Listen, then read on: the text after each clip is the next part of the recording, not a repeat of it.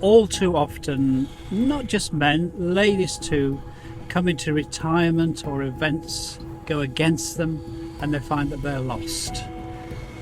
We create at Men in Sheds Lancing and Sompting safe spaces where people can come along and just chat, have a cup of tea and a biscuit, share their thoughts about things, and just integrate back into things if they're feeling isolated.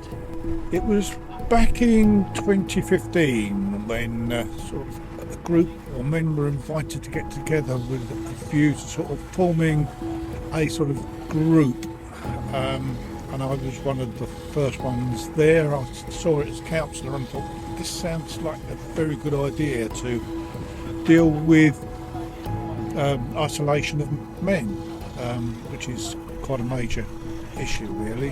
When you're actually talking to the rest of the shedders, you're having a conversation like I am with you, and when you're carrying out the job that you've been given, you're concentrating on that job, and all the time you're talking or concentrating on the job, you're not worrying about the things that you've got at home or whatever. It's still there, but it's not at the front of your mind. You're doing the work and you're chatting. We don't limit things we make. Like schools come along and ask us to make like a mud kitchen. Well, we've made 3 or 4 of those over the time because we do it much cheaper, so they get a good deal. We try and make as much as we can from reclaimed materials. That's a big thing for us. If we can use it, if we can reuse it, we will.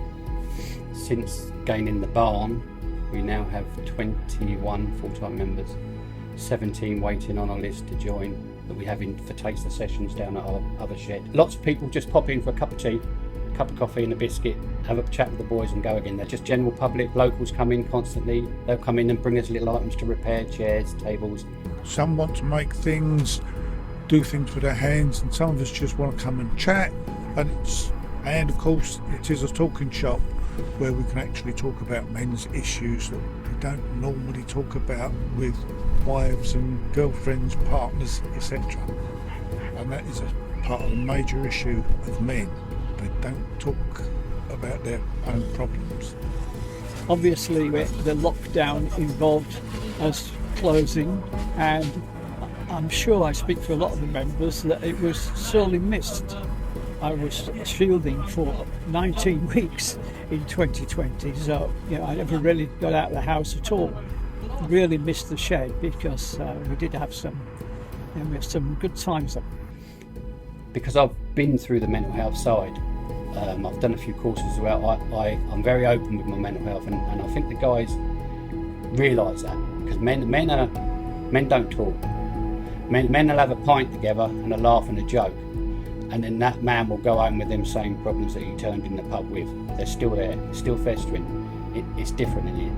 It's different when you're doing stuff together and working on stuff together and chatting generally. Something will just come out, and I'll click on that, or they'll click on something I've said, and then that starts that conversation. For somebody to join, they can either come straight from walk in, have a chat with us, or they can go on the webpage. We have a webpage. We've got Facebook. They can get us there. We do the local markets, local fairs. But to be honest, everybody now knows that we're here.